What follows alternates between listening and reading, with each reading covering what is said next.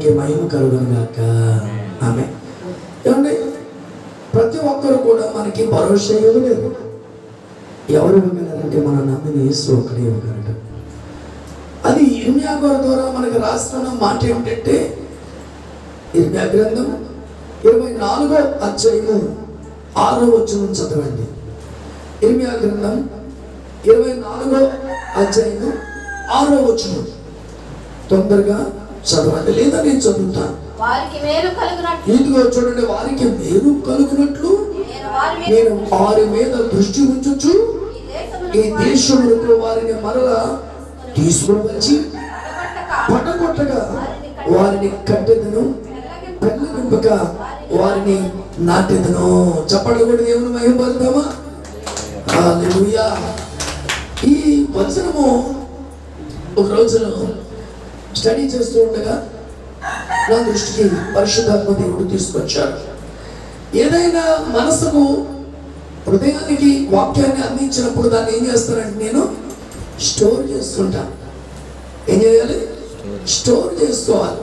Store చేసుకుని దాన్ని ధ్యానించి మళ్ళా నేను అప్లై చేసుకుని మీకు సప్లై చేయాలి. ఇది కలిగి ఉండాలి. అంటున్నాడుగా, వారికి మేలు కలుగునట్లు అంటున్నాడు. నేను వారి మీద నా దృష్టి ఉంచుతాను అంటున్నాడండి. ఆమేన్. ఏమంటే మేలు కలుగునట్లు దేవుడు మనకి కార్యం చేయడానికి ఆయన దృష్టి ఉంచుతాను అంటున్నాడు. మనవాడు దృష్టి అయితే మేలు చేయరు కానీ కీడు చేస్తారు, కీడు చేయరు కానీ కీడు కొంతమంది తలపెడతారు కదా, కీడు ఆలోచించుతారు కదా. కొంతమంది అయితే డైరెక్ట్ అటాక్ ఇస్తే, కొంతమంది బ్యాక్గ్రౌండ్ ఉండి అటాక్ ఇస్తారు. వాళ్ళ చూపు విషపు చూపే కానీ ప్రశాంతకరమైన చూపు ఉండదు. ప్రశాంతకరమైన చూపు ఉండదు. ఏమంటే ప్రశాంతమైన చూపు ఉండదు. అందుకని మనుషుల చూపు అయితే వేరుగా ఉంటుంది, మనుషులు చేసేది వేరుగా ఉంటుంది. కానీ మన దేవుడు వారి మీద దృష్టి ఉంచుతానంటున్నాడు అంతే. ఆమేన్. హల్లెలూయా, హల్లెలూయా. దృష్టి ఉంచేవాడు, దృష్టి ఉంచే దేవుడు.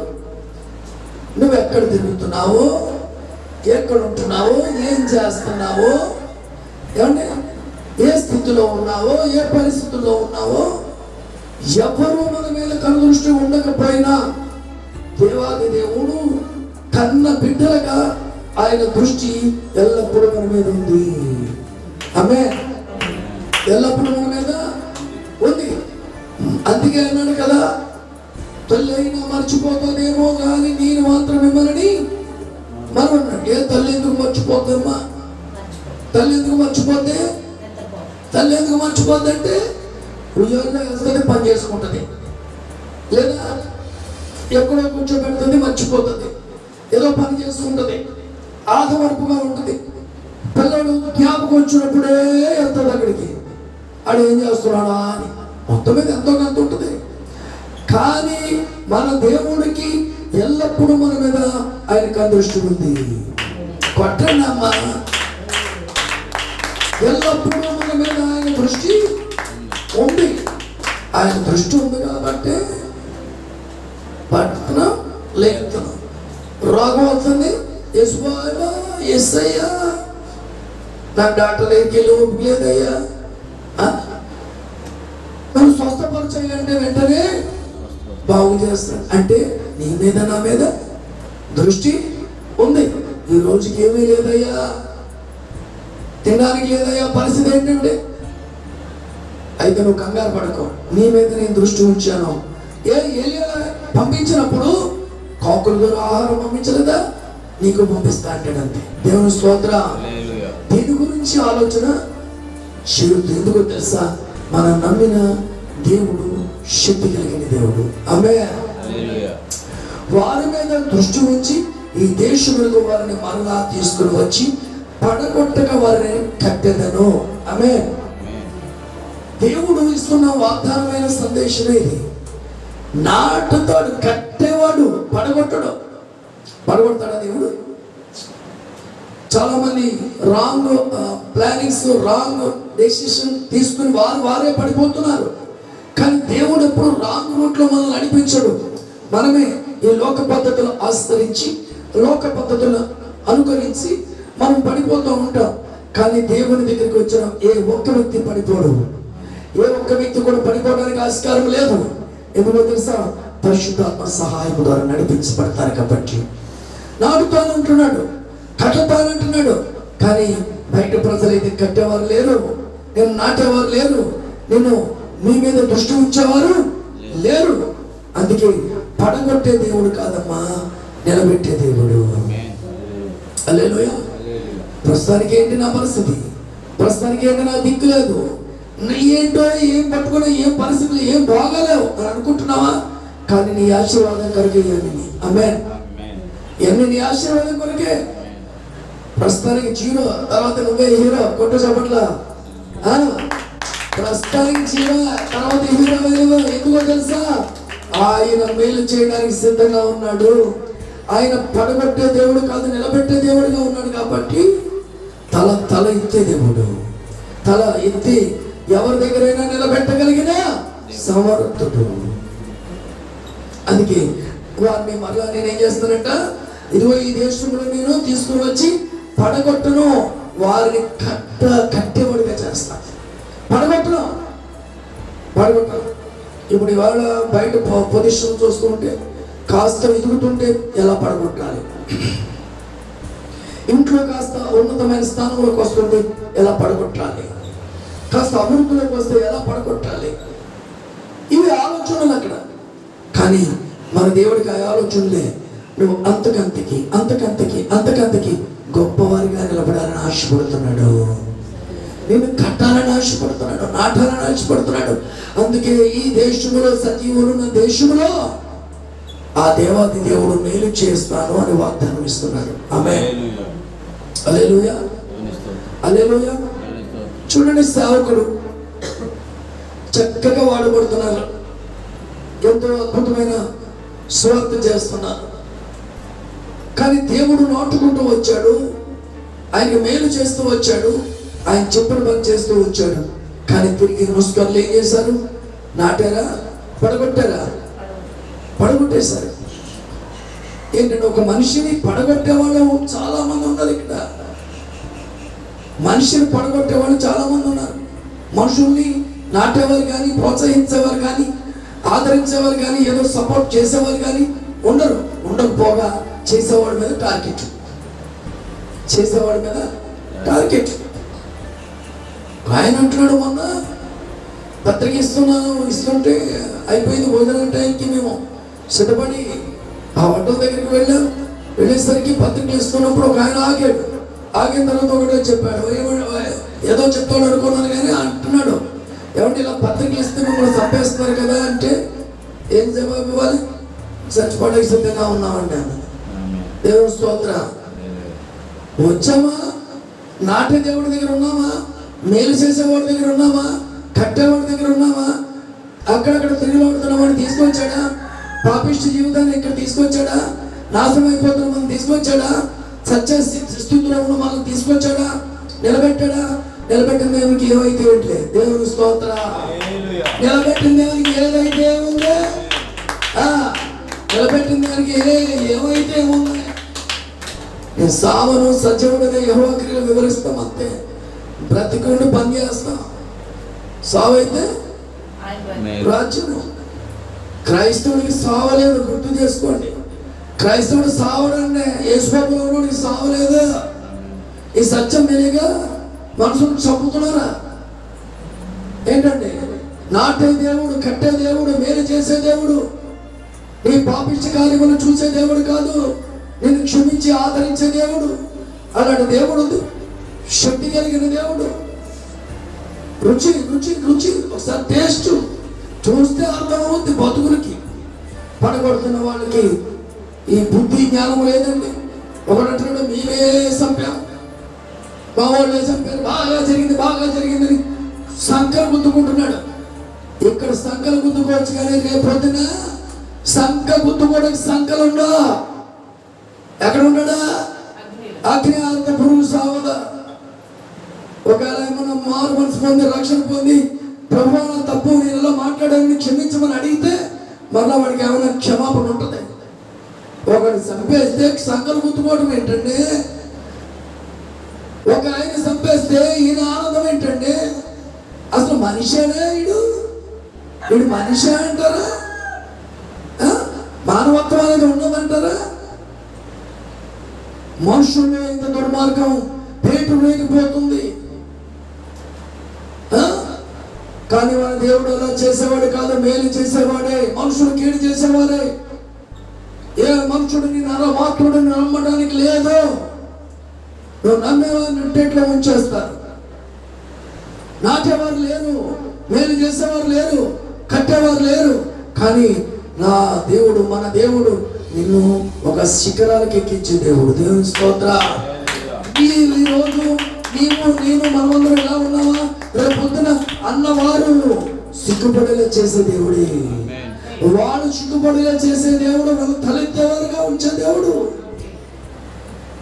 ఇవాళ ఎన్ని రకాలుగా హింస చేయాలనుకున్నా, ఎంతమందిని చంపాలనుకున్నా, ప్రవీణ్ లాంటి అన్నగారిని ఎలాంటి వాళ్ళని చంపాలనుకుంటున్నా, ఒక్క వ్యక్తి చచ్చిపోతే 100 మందిని ఎగుతారండి. దేవుని స్తోత్ర. ఇది అంతం కాదండి, ఆరంభమే, సేవారంభమే. యేసుబాబు సేవారంభమే. మరింత రెచ్చగొట్టడం ఏంటంటే, ఇలాంటి పనులు చేస్తే మన లోపల నుంచి యేసు కోసం ఇంకా బ్రతకాలి, నాటిన దేవునికి ఇంకా బ్రతకాలి, కట్టిన దేవునికి ఇంకా బ్రతకాలి, మేలు చేసేవాడికి ఇంకా నిలబడాలి. ఇంకా రోషం వస్తే తప్ప ఎవడో వెనక్కి వెళ్ళిపోయేవాడు లేడు. దేవుని స్తోత్ర. ఎవడో వెనక్కి పోయేవాడు ఎవడో లేడు. ఎందుకో తెలుసా? వచ్చేటప్పుడే, సేవకు వచ్చేటప్పుడే, ఆయన పిలిచినప్పుడే తీర్మానం ఏంటి? నువ్వు ఏం చేస్తావో చేసుకో, నీ ఇష్టం అని అన్ని రకాలుగా వచ్చిన వారే సేవకులండి. ఎంతమందిని చంపుతారండి? ఎంతమందిని చంపుతారు? ఎంతమందిని కొడతారు? ఎంతమందిని చంపి రక్తాన్ని చిందిస్తారు? ఎక్కడ రక్తం చిందించబడిందో ఆ రక్తం కూడా హతసాక్షుల లెక్కలోకి వెళ్ళి ఆ రక్తం దేవునికి మొరపెడతాది. దేవుని స్తోత్ర. మనము నాటే దేవుని దగ్గర ఉన్నామండి. ప్రజలైతే పడగొట్టేవారుగా ఉన్నారు తప్ప నాటేవారుగా లేదు. సరే, మనమైతే మనం అందరం కలిసి దేవాది దేవుడు కట్టాడు కాబట్టి, నాటాడు కాబట్టి, తిరిగి తీసుకొచ్చాడు కాబట్టి, మేలు చేశాడు కాబట్టి మనం తుది శ్వాస వరకు ఆయన సన్నిధిలో నమ్మకంగా యథార్థంగా ఉందాం. చెప్పండి కొడదాం, ఏమైపోతాం.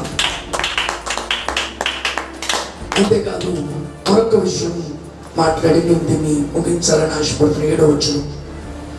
వారు పూర్ణ హృదయముతో నా యొద్దకు తిరిగి రాక వారు నా చెడులగునట్లును నేను వారి దేవుడగునట్లును నేను యెహోవానని నన్ను ఎరుగు హృదయమును వారికి ఇచ్చెదను. దేవుని స్తోత్ర. చూసారా? పూర్ణ హృదయముతో నా యొద్దకు తిరిగిరా. అది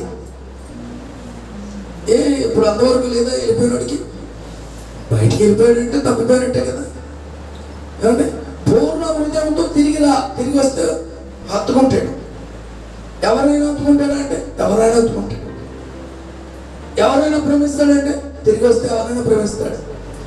తిరిగి వచ్చిన ప్రతి ఒక్కరికి కూడా యేసు రక్తంలో కడుక్కొని, అంతే కదండి, యేసే కుమారులుగా కుమార్తెలుగా ఉండడానికి అవకాశం ఇచ్చాడు. ఇవ్వడమే కాదు, మనకు ఆయన ఎల్లప్పుడూ దేవుడుగా ఉంటాడు. దేవుని స్తోత్ర. హల్లెలూయా, హల్లెలూయా. అంతే. మీరు వారికి ఏమిస్తాడంటే పూర్ణ హృదయము, నన్ను ఎరుగు హృదయమును వారికి ఇచ్చేస్తాను. ఈ హృదయం తరగకపోతే ఎవరు రాలేరు ఇక్కడికి. నేను ఏంటి ప్రభు ఇది, ఎంత మీటింగ్ పెట్టాము, ఈ పరిస్థితి ఏంటి అని అనుకుంటాను. అప్పుడు మళ్ళీ వెంటనే నేను ఆకర్షించని ఎడలా నా యొద్దకు ఎవడు రాడు. ఈ వాక్యం లోపల ఉంటే మళ్ళా మనం సెట్ అవుతాం. అందుకే పూర్ణ హృదయంతో తిరిగి రావాలి. ఎప్పటికప్పుడు పడిపోతారు. పడరా? అందరూ నీతిమంతులేనా? ఏమంటే అందరూ నీతిమంతులేనా? అందరూ పరిశుద్ధులేనా? అలా అయితే ఇంక యేసుబాబు వాక్యం ఎందుకు ఇక్కడ? అందరూ పరలోకానికి వెళ్ళిపోతారు. దేవుని స్తోత్రం. ఏమన్నాడు?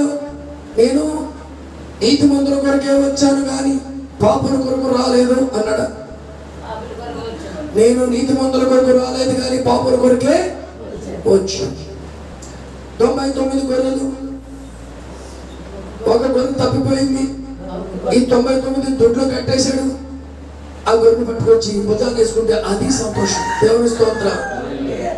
మీరు కూడా చేయవలసింది ఏంటంటే తిరిగి వచ్చిన వారు తప్పిపోయిన గొర్రెల్ని జాయిగా మెల్లగా నడిపించాలి. ఆ పని చేయండి. మీ ఖాతా అక్కడ తెరవబడి ఉంది ఆల్రెడీ. ఆ ఖాతాలో అకౌంట్లో మీకు డబ్బులు పడతాయి. డబ్బులు అంటే ఏం ధనం అనుకోకండి, కట్లు అనుకోకండి, బంగారం అనుకోకండి. అక్కడ జీవం జీవం జీవంలో ఎక్కువ ఖాతాలో కిరీటాలు వస్తాయి. కిరీటాలు వస్తాయి. ఒక్కొక్కరికి ఒక్కొక్క కిరీటం ఇస్తాడు. అక్కడ ఉంది మనకి. ఇక్కడ లేదండి ఉండిపోతాను ఉండిపోతారా? అయ్యా అందరూ ఉండిపోతారు ఇక్కడ. ఏమా ఎక్కడికి వెళ్తారు? ఏదైనా కానీ 2 స్థలాలు గ్యారెంటీ. నరకమైన శాశ్వతమే, పరలోకమైన శాశ్వతమే.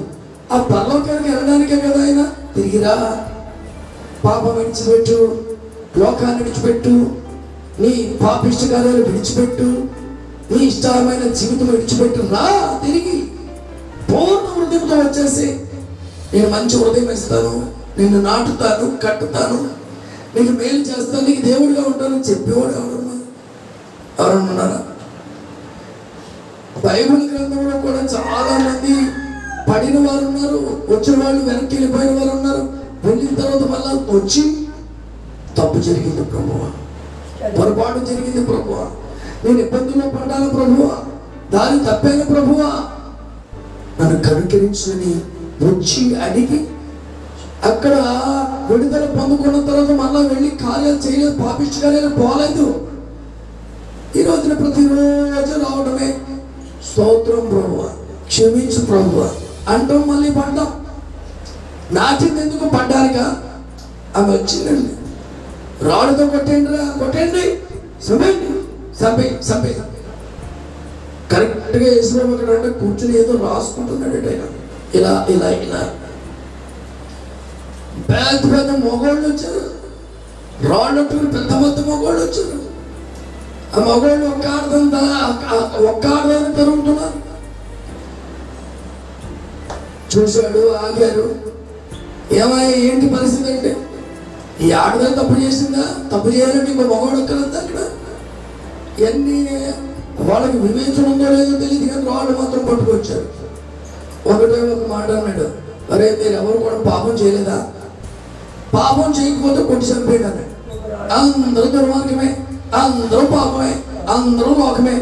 అప్పుడు అర్థమైంది మనం కూడా ఇలా స్థితిలో ఉన్నాం కదా, ఇక మనం రాయటానికి అవకాశం లేదు. దానికి ఒక్కతే మిగిలిపోయింది. ఆ ఒక్కతే యేసు దగ్గర ఉంది. యేసు ఇద్దరు కలిసి ఉన్నారు. యేసయ్య ఏం చేయాలి? రాయి తీసుకుని చట్మని కొట్టాల, కొట్టి ఒక్క దెబ్బ కొట్టాల. కొడితే మాడు పగిలిపోతుంది కదా. కానీ యేసయ్య కొట్టేవాడు కాదు, నాటేవాడు. కొట్టి చప్పట్ల. యేసయ్య పడగొట్టేవాడు కాదు, నిలబెట్టేవాడు. యేసయ్య నీకు మేలు చేసేవాడు కానీ కీడు చేసేవాడు కాదు. అమ్మా అని పిలిచాడు. నేను ప్రతి ఒక్కరిని మిమ్మల్ని అమ్మా అని పిలవడానికి వాక్యమే ఆధారం. ఎవరు కొట్టలేదా? కొట్టలేదు అయ్యా. అయితే నేను కూడా కొట్టను. నీ వ్యభిచార కార్యాలు, నీ లోక పరిస్థితులు విడిచిపెట్టి ఎన్నడూ ఆ పాపంలో చేరకున్నాడు. అక్కడి నుంచి బ్రతుకు లైఫ్ స్టైల్ మారిపోయిందంటే దేవుని స్తోత్రం. పాపంలో చెడిపోయి, పాపంలో కూరుకుపోయి, ఎవరో చూడడం లేదనుకుని నాటకాలు వేస్తే ఏదో ఒక రోజు దేవుడు దాని శాపం అది పాపం వల్ల వచ్చిందంటే శాపమే. శాపం, పాపం, రోగం, మరణం ఇవన్నీ అవసరమా? నాటిన దేవుడి దగ్గర నమ్మకంగా ఉండొద్దా? చూచే దేవుడు, చూస్తున్నాడు అనే దేవుడు భయం కలిగి ఉండొద్దా? ఏమంటే ఆమె ఆ రోజు వెళ్ళిపోయింది. వెళ్ళిన తర్వాత తన చరిత్ర మారిపోయింది. 5 భర్తలు ఉన్నారమ్మా నీకు, వాళ్ళు నీ వాళ్ళు కాదు.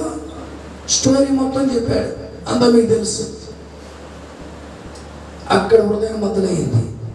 అయ్యా నువ్వు ఇక్కడే ఉండు, నా పాపిష్టి కార్యాలు చెప్పేసి వచ్చేసాడు అని చెప్పి అక్కడ మార్పు చెంది మారు మనసు పొంది ఊరు గ్రామాన్ని తీసుకొచ్చి యేసయ్య పాదాల దగ్గర పెట్టింది. ఇదేనా మార్పు అంటే? దేవుని స్తోత్రం.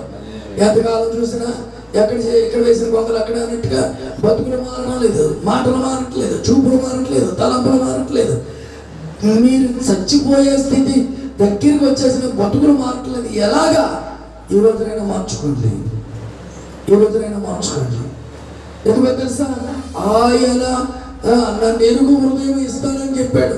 హృదయం కూడా ఆయన ఇవ్వాలి, మనసు కూడా ఆయన ఇవ్వాలి. ఆయన దగ్గర రావాలని ఆలోచన ఆయన బుద్ధి పుట్టించాలి. ఒక ఆయన అంటాడు, నాకు రాతి కొండ తీసివేసి మాంసము హృదయం దయచేయన్నాడు. ఏంటంట? రాళ్ళు. ఇప్పుడు రాళ్ళే ఉన్నాయి మొత్తం లోకంలో, రాళ్ళు. ఈ రాళ్ళు చక్కటి హృదయంగా మారాలంటే ఏం చేయాలి? ఎవరి దగ్గరికి రావాలి? యేసయ్య దగ్గరికి రావాలి. రాతి గుండె ఉన్నాయి ఎవరైనా? అంటే రాయి గుండె అనేది కాదు, కానీ కఠినమైన హృదయాలు, పాషాణమైపోయిన హృదయాలు, లోబడిన హృదయాలు, ఎదురాడే హృదయాలు, తిరుగుబడే హృదయాలు, ఏమి వెనక ముందు ఆలోచించకుండా మిడిసిపడి ఎదురాడి కొట్టేసే హృదయాలు, వీళ్ళందరినీ కలిపి రాతి గుండె అనొచ్చు.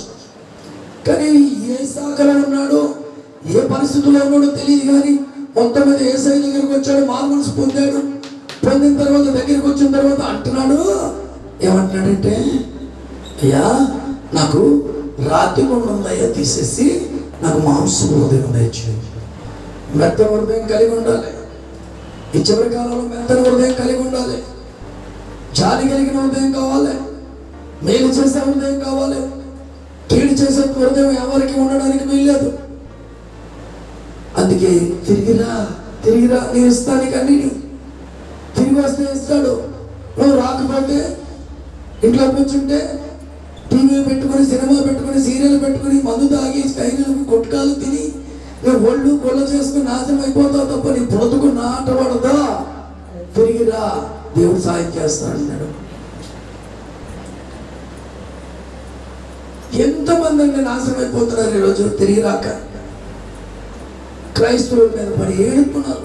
మందు మానేయడం తప్ప, వ్యభిచారం చేయడం మానేయడం తప్ప, దొంగతనాలు చేయడం మానేయడం తప్ప, అబద్ధాలు ఆడడం మానేసడం తప్ప, నిజాయితీగా జీవించడం తప్ప, యథార్థంగా జీవించడం తప్ప, ఇవన్నీ క్రైస్తవుడు చేస్తుంటే ఎందుకంటే తిరగబడతారా? నువ్వు ఉన్నావని మారినావు ఏంటి?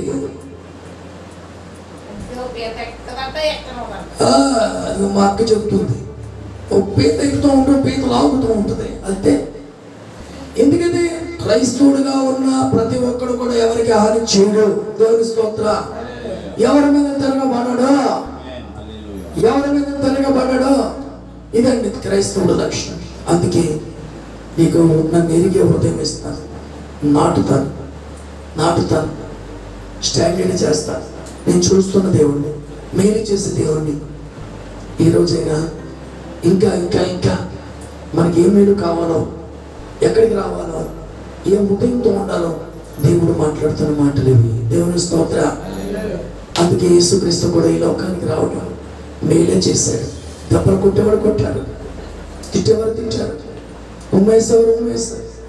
ముళ్ళ కిరీటం, చేతులు గాయాలు, కడుపులో బళ్ళెం పొట్టు, శరీరం అంతా కూడా తూట్లు పడిపోయింది. సొగసైన సులభమైన లేదు. మనుషుడంట సోదరులని వానికి మారిపోయాడు. ఆయన ఒక మాట మాట్లాడినారు, ఆయన ఎదురాడలా. ఆయన అందరి కొరకు ప్రాణం పెట్టి రక్తం చిందించి పునరుద్ధరణగా పరలోకానికి వెళ్ళిపోయాడు. మరలా వస్తున్నాడు. వచ్చే టైంకి నువ్వు తిరిగిరా, మారు మనసు పొందు. రాకడ దినాల దగ్గరగా ఉన్నాయి.